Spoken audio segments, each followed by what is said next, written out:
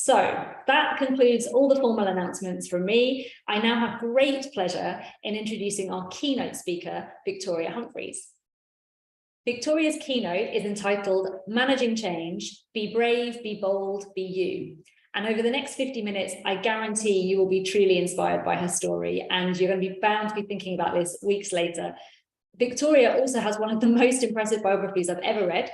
She's a polar adventurer, 3 times Guinness World Record holder, mountain climber, marathon runner, author, and businesswoman. And yet she claims to be just an average person who happens to believe that anything is possible if you put your mind to it.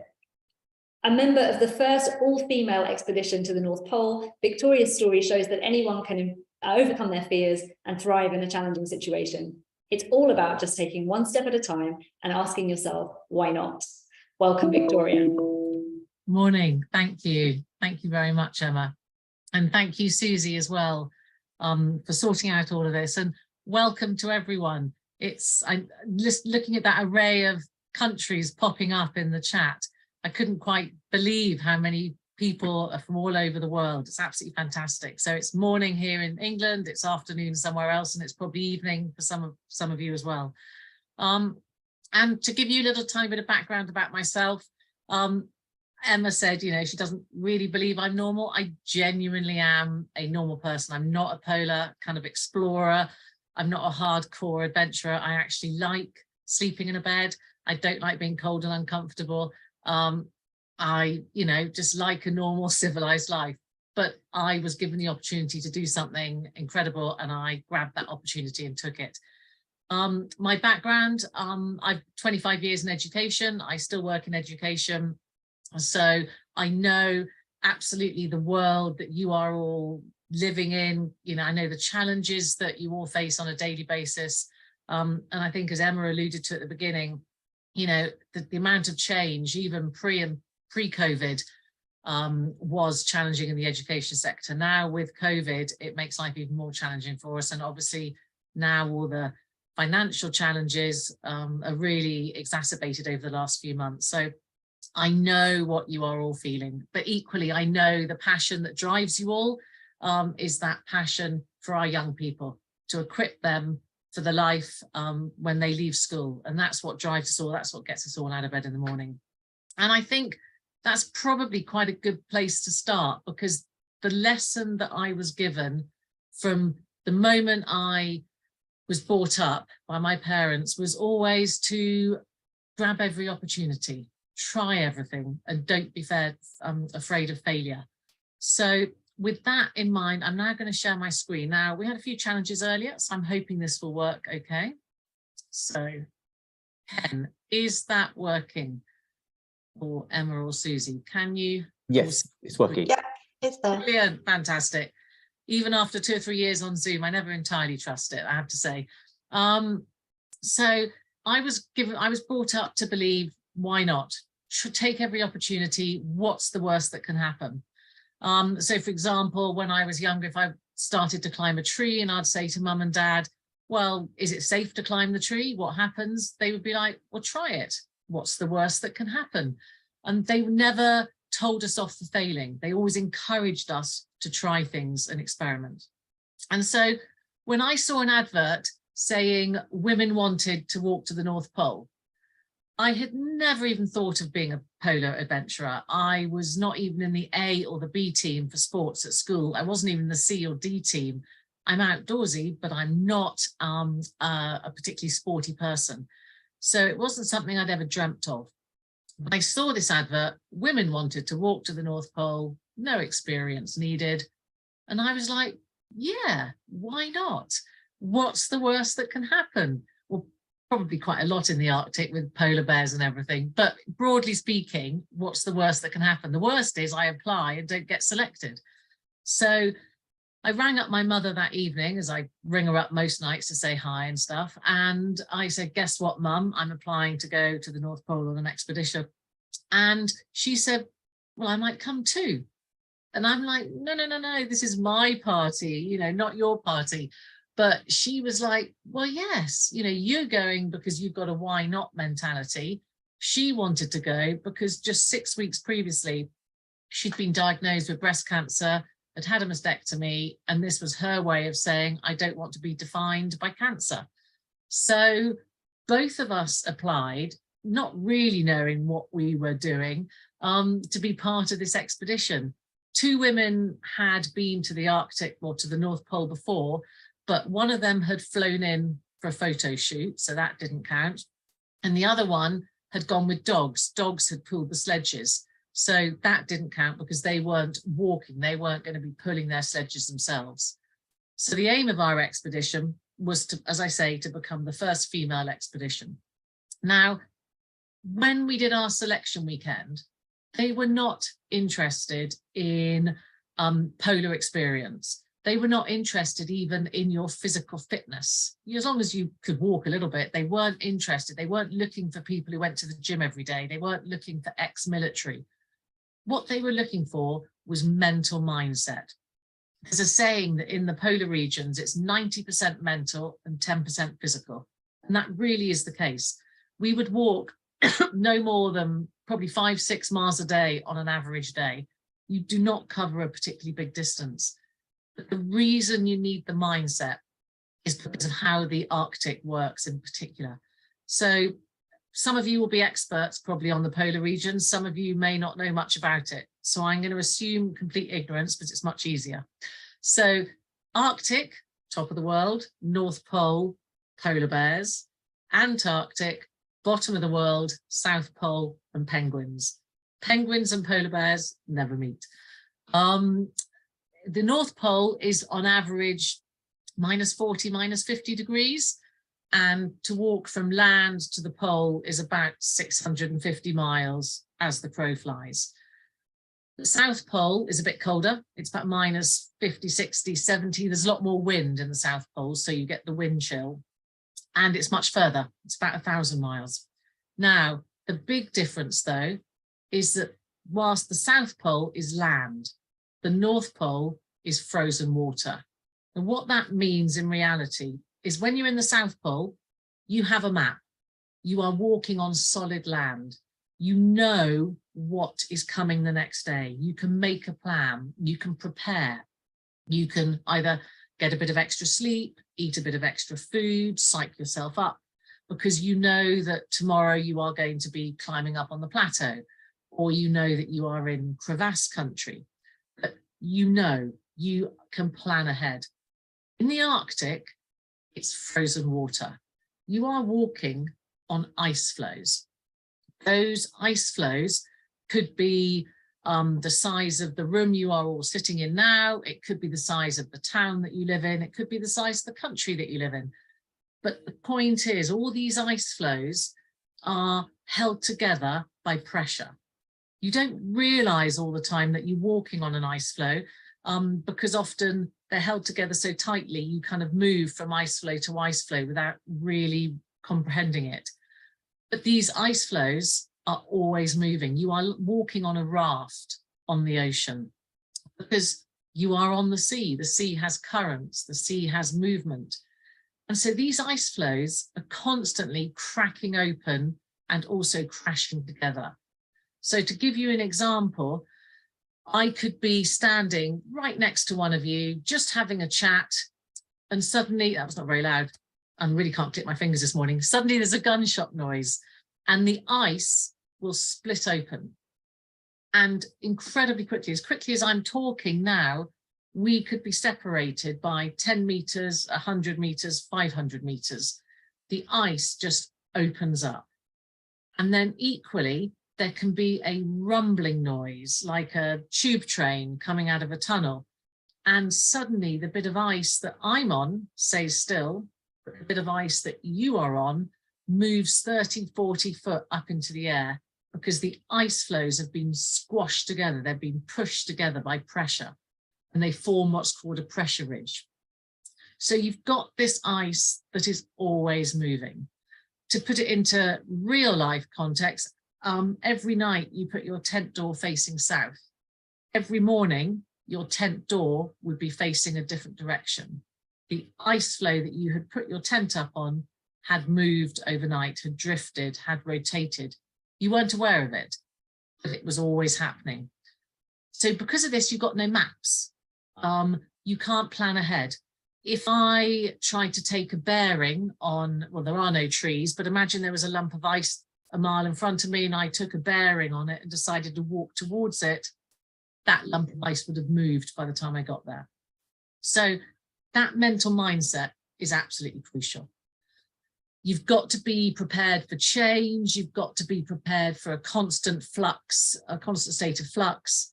And you can't be someone who gets down in the dumps about it. So during our selection weekend, they were testing us by, for example, the teams that were doing really, really well, they would put rocks in our rucksacks. They weren't worried if we actually slowed down or not. That wasn't the point. The point was, how did we react? Did we get really cross and kind of go, ugh? Or did we just go, okay, that's life, let's regroup, let's think slightly differently, let's keep moving. So they were just trying to be awkward, because that's what the Arctic is like on a day-to-day basis. The other thing we had to overcome at a very early stage was actually sponsorship challenges. Now, at the beginning, the plan was for a group of women to walk the whole 650 miles. And we were writing to big companies, companies that every single one of you all over the world would have heard of. And we were asking them, you know, will you sponsor us? And we were getting letters back saying, we don't believe women can achieve this. It's not possible for a woman to do this. It's incredible nowadays, but that is what was being written. I mean, the world's not perfect now, but it's a bit better. And no one would sponsor us. So with only a few weeks to go, we had two choices. We either could just keep on bashing on the door and saying, please, please, please, but eventually run out of steam and just kind of, it would all have faded away. Or we could regroup, recognize that we had to have a different approach and change our end goal. And so just like Shackleton, some of you may have heard of Shackleton, he wanted to get to the South Pole. He took all of his boat down there with a big crew. The boat got stuck in the ice, and as the winter got worse, the boat got crushed, and eventually the boat sank.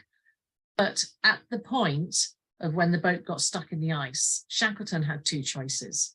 He could either just keep going, aim for the South Pole, get to the South Pole, but probably only 5 or 6 of his crew would survive. The rest of them left on the boat that was sinking would all have died.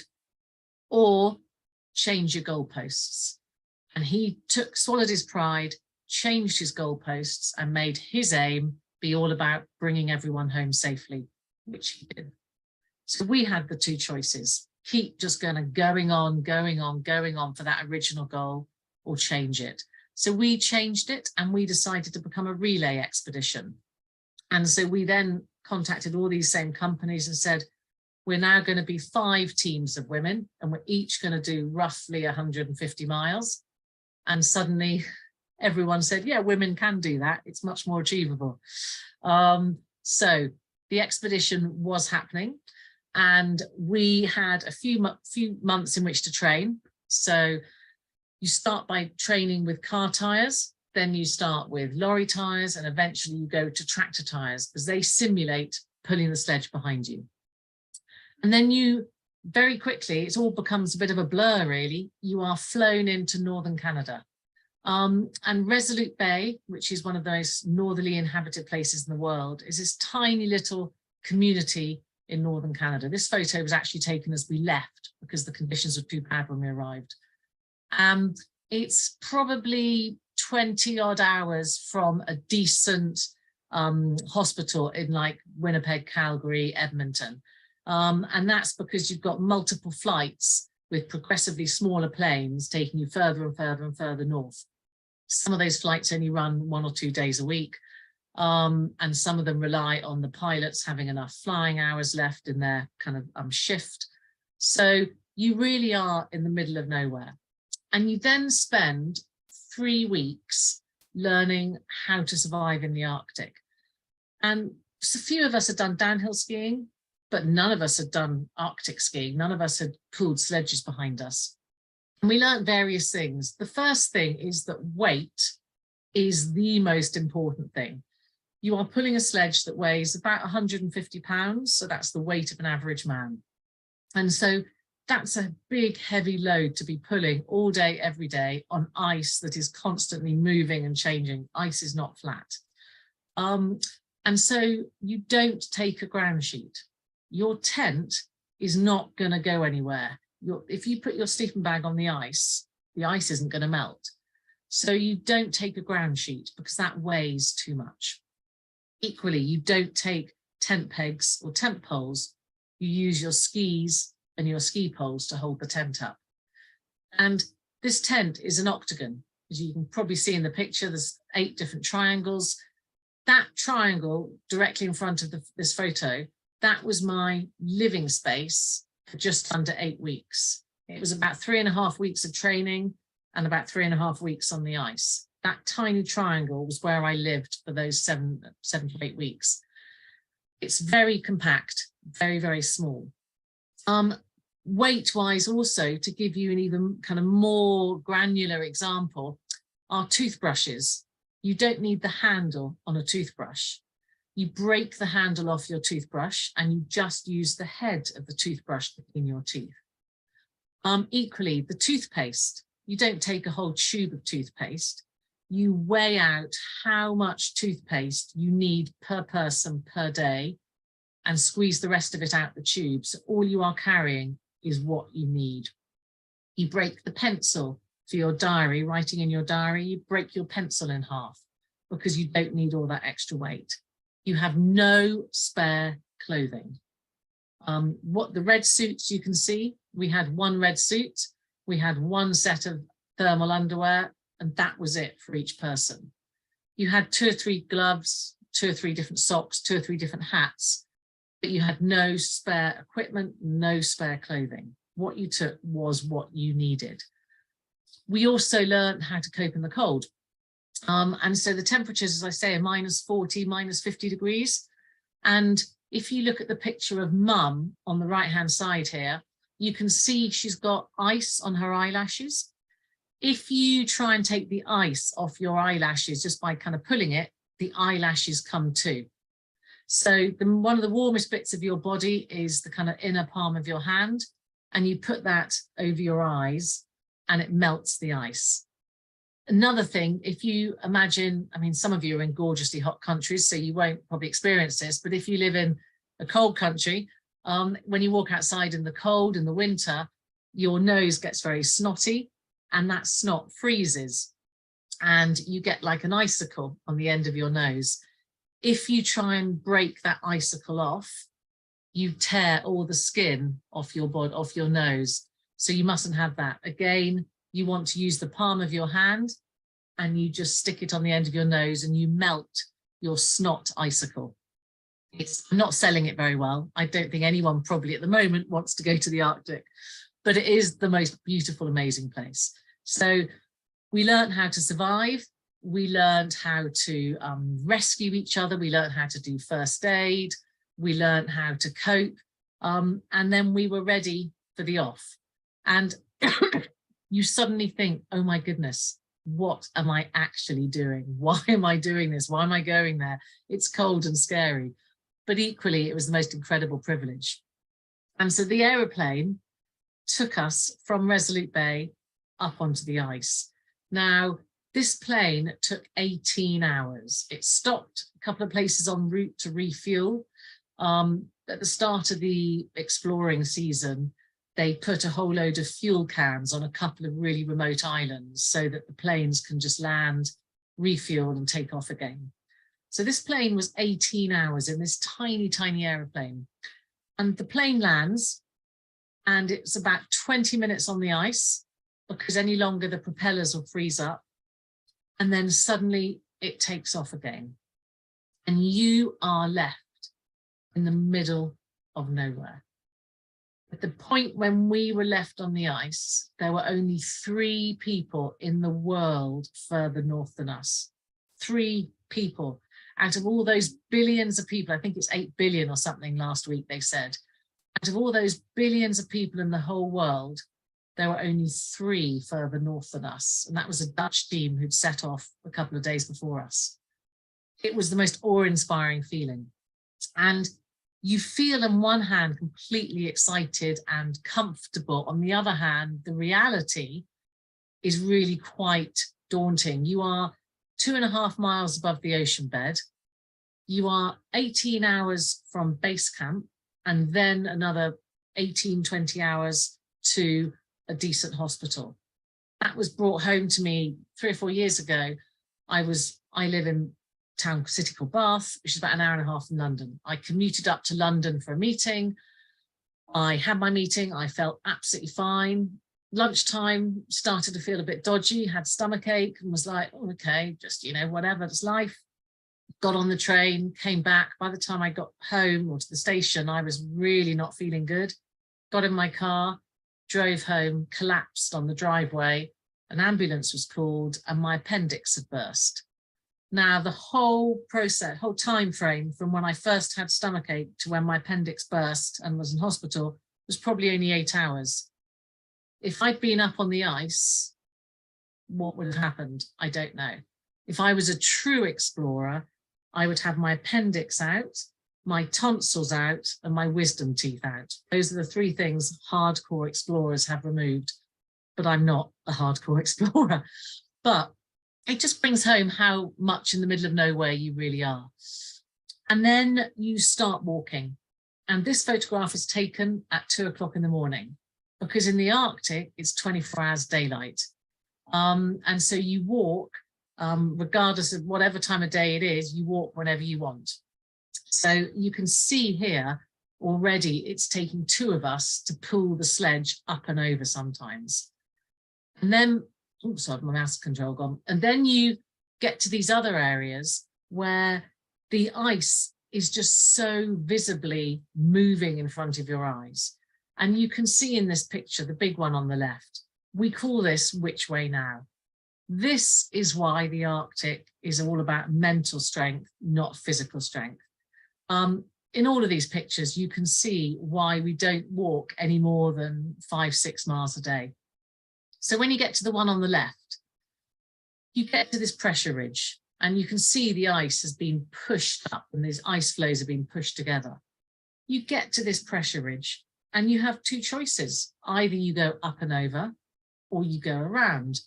So if you want to go up and over, you first of all have to take your gloves off. Then you have to undo your skis, your boots from your ski bindings. Then you put your skis onto your sledge.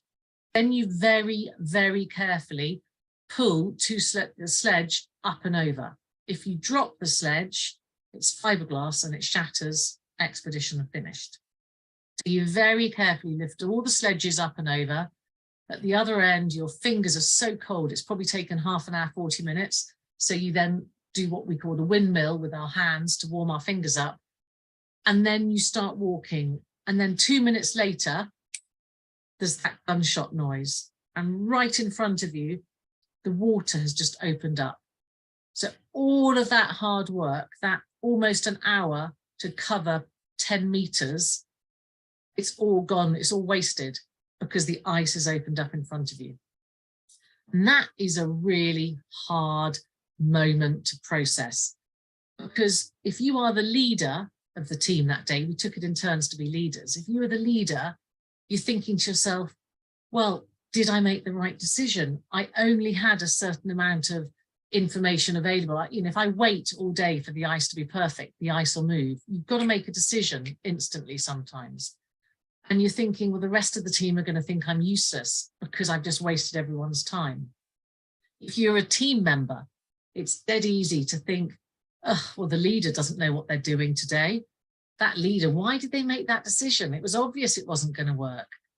But the point is, in that moment, you sometimes have to make a decision. Sometimes it works, sometimes it doesn't. And you can only make a decision as good as the data available at the time. So as good as the ice conditions at the time said it was safe to go up and over, it was sensible to go up and over. It's not your fault sometimes that circumstances change. And so we were taught by our guides to have what's called a 5-minute moan. So when something goes wrong like that, you are allowed 5 minutes to go, oh, I'm useless, or they're useless, or it's unfair, or why is the conditions horrible, or why am I here, or it's someone's fault, or I'm upset. You allowed 5 minutes to have all those emotions. Then you keep on walking. Next step, next step, next step. There's a saying, I think it's probably made up, that if Scott had walked an extra 5-10 footsteps every day, he would have got to the South Pole first. I suspect it's not true, but the point is, don't give up. Just keep making one step. And then you'll get days like this, where the ice conditions are stunning. Blue sky, relatively flat, you're able to walk miles, you're kind of walking behind each other, you're in your own little world. We had 3 days like this. And for 3 days, we had the most amazing conditions. We were making really good progress. And we were kind of felt like gods. Everything was brilliant. We were brilliant. We were invincible. It was just, you know, we were on a high. And we radioed into base camp at the end of the 3rd day, and we're kind of, you know, almost cocky, almost arrogant, saying we're superhuman, we're brilliant. And they kind of brought us down to earth with a bump by saying, something's not right. I don't think you are where you think you are. Can you press your emergency beacon just so we can get an exact location, please? So we did that, and they radioed us back to say that we had drifted 30 miles south. So all those days of walking north, all those amazing big distances we were covering, and the ice conditions, the ice flows were drifting south quicker than we could move north. At night, it was a bit more than a 5-minute moan, I have to say. There was quite a lot of upset in the tent, because you felt like a failure for the rest of your team, because all that mileage was just wasted.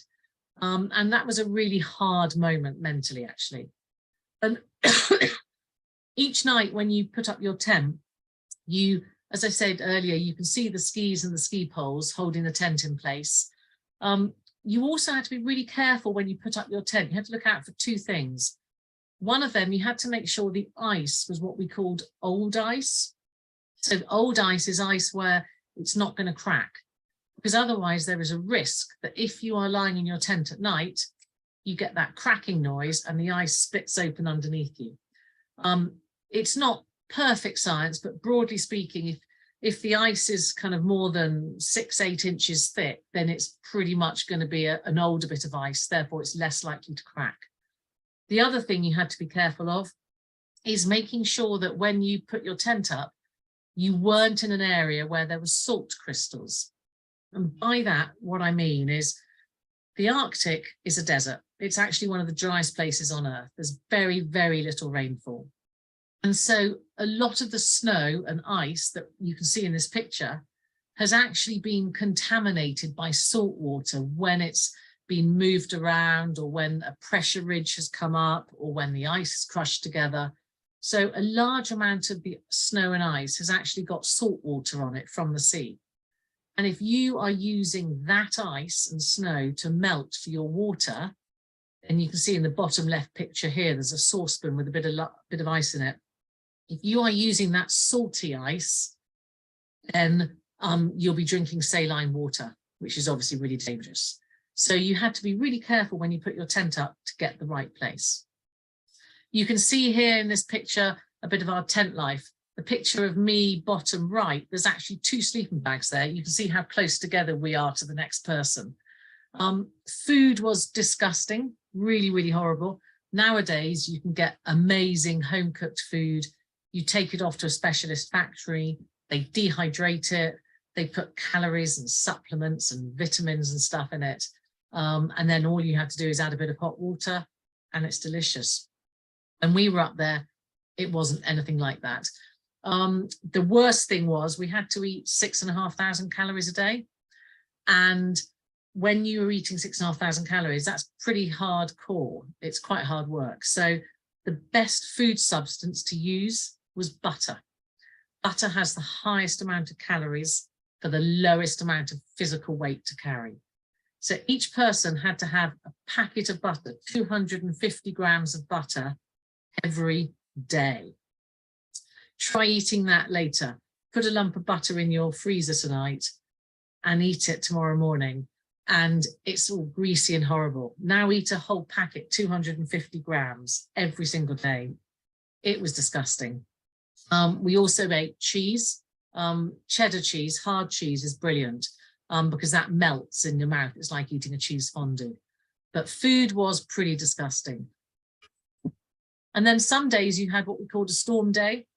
So a storm day is when you, as it sounds, the conditions are so dangerous that you can't actually leave the tent, because in case you get separated or the ice cracks open and you fall in. So you have to stay in the tent. But storm days are really frustrating and you just want to get moving. And so we'd had a big storm, and the next morning you can see here the conditions aren't great. It's kind of grey, the ice was just moving, big open water, big rivers of water everywhere. And we got to this point where all around us the ice was opening up and we had to cross off this area we were in. And so the two guides were looking for a good space to cross. And the guides are in the back of this picture in the yellow jacket, and the other person's slightly hidden.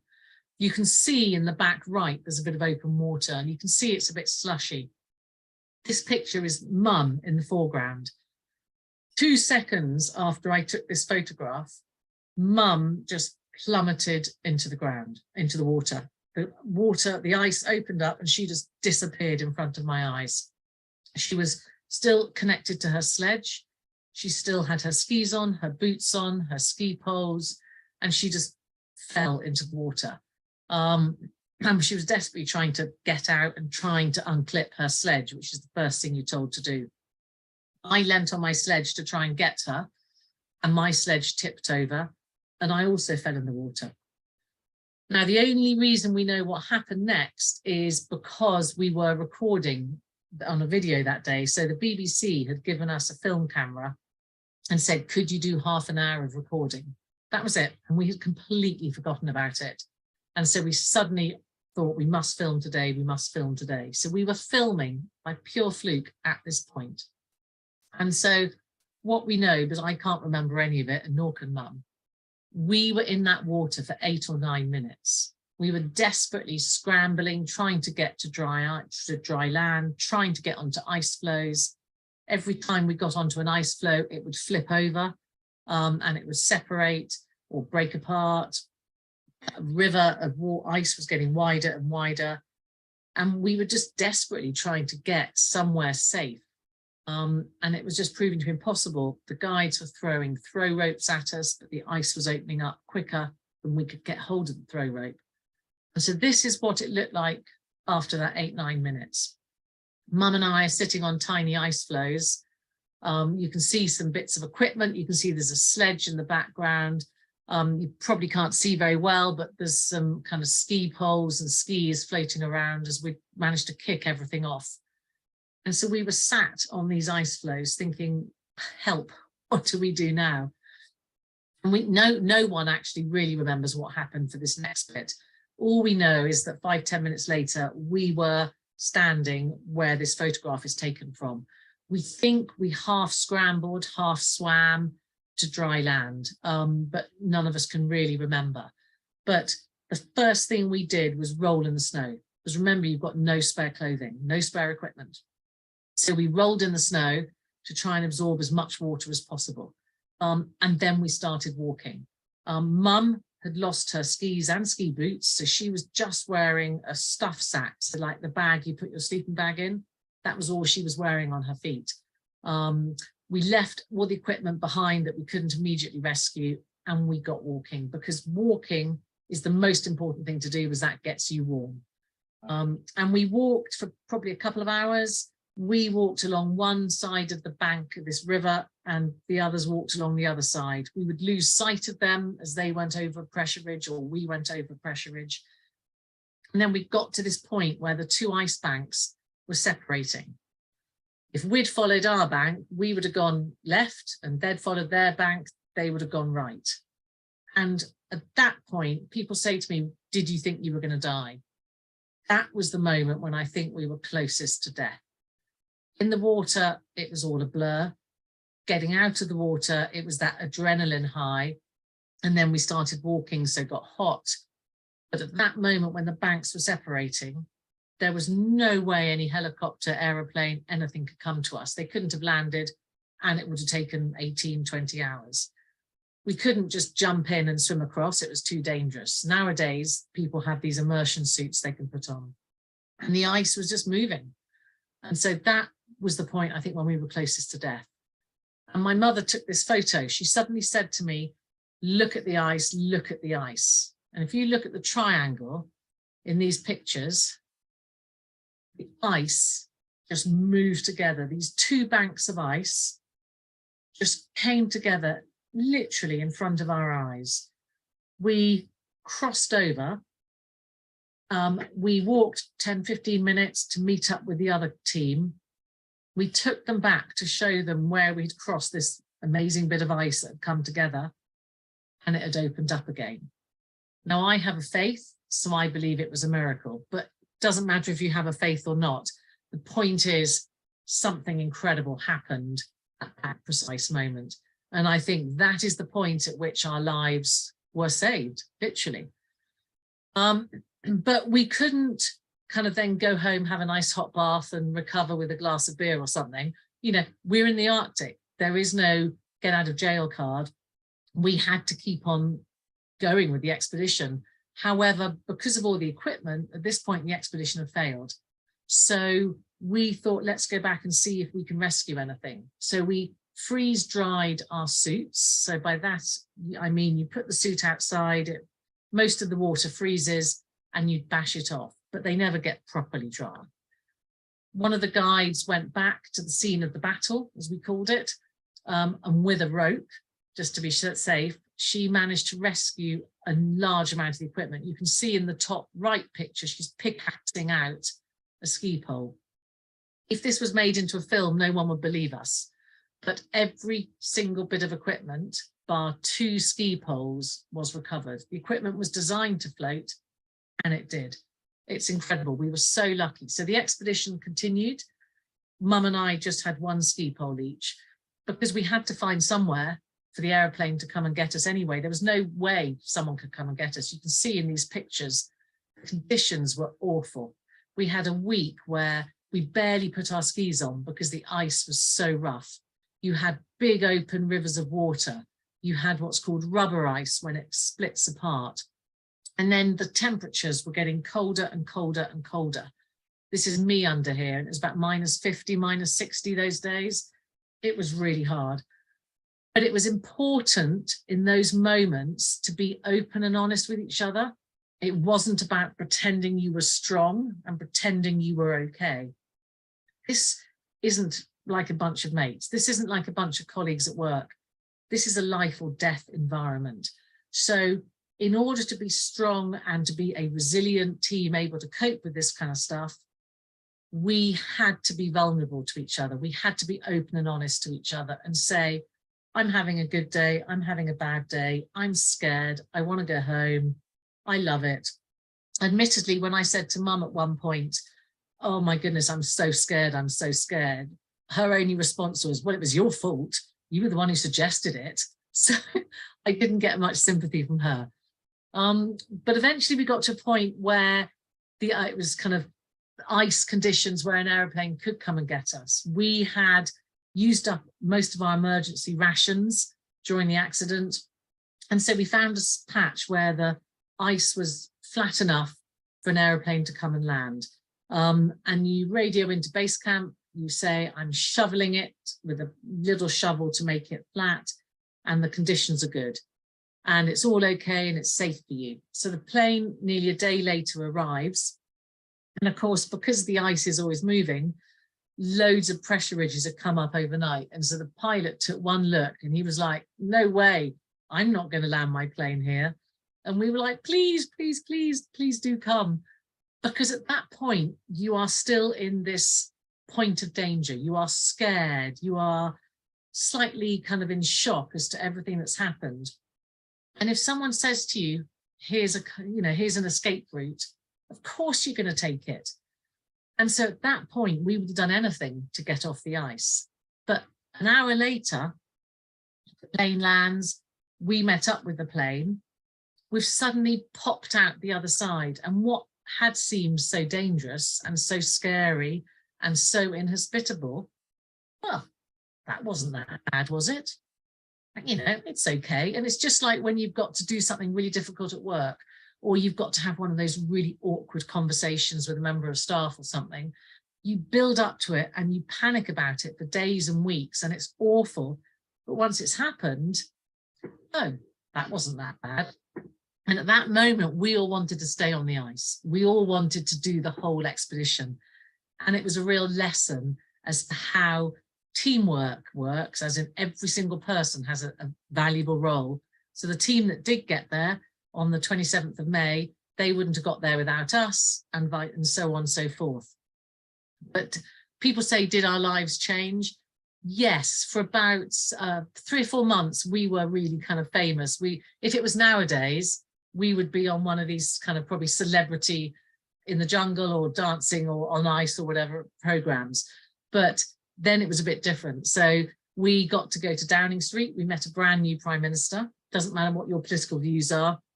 It was an honour. We were voted Women of the Year. We are in the Guinness Book of Records. Mum and I wrote a book, which I would never have imagined. If someone said to me at school, you've written a book, I'd be like, yeah, right. But I think the most important thing is, how did my life change? Because I really did learn to embrace, why not? Grab every opportunity. Does it matter if you fail? Try everything, because you never know what's going to happen. And I've applied that to work, to home, in every element of my life. And a couple of examples in these pictures. I've been back to the Arctic twice. I decided to take up rowing after the London 2012 Olympics. I thought I'll be a good rower. Anyone here who might row will see that I'm useless. You're not supposed to have that much splash, but I tried. I didn't believe I'd failed. I tried something and decided it wasn't right. I do marathons. I'm really slow. I don't like running, but I've learned that I love that buzz at the end of it. So I guess what I would say to all of you, I know that the worlds you are living in are constantly changing, and it probably feels as if you are in the Arctic, in that water sometimes, but you will pop out the other end. And so just keep going one step, and grab every opportunity. What's the worst that can happen? It could be applying for a job. It could be doing something totally out of work, but what's the worst that can happen? I'm going to finish now. I'm 2 minutes over, and I'm happy to take any questions. And I'm sorry I've had to rattle through that, but there's so many stories and anecdotes I could give you. So it's amazing, Victoria. I just want to share some of the general feedback in the chat and the Q&A whilst you've been going on along. So I've listened to you do this twice now, and both times goosebumps. Absolutely incredible story, and I think that's reflected in the chat. So people have been talking about how courageous you are. Thank goodness you had a way out in the end. What wonderful resilience, what an excellent presentation. So you really inspired everybody. I've just put some notes into the chat, so we've already got another speaker engagement for you from somebody who's asking for you to speak to them. I'm going to start off with a question that I have actually. So, you know, hugely massive experience. How did you cope when you returned to normality, when you left and came back into your normal life? What was it like?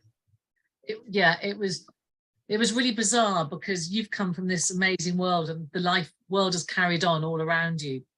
And we flew into England, and it was the day before election day.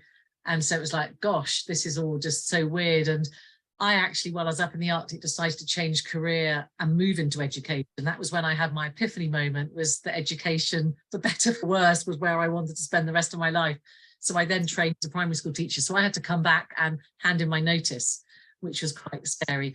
But I think the biggest change was sense of perspective. Whereas before I might get het up if I was late for a meeting, if a traffic light was red, if I failed at something, made a mistake, made a fool of myself.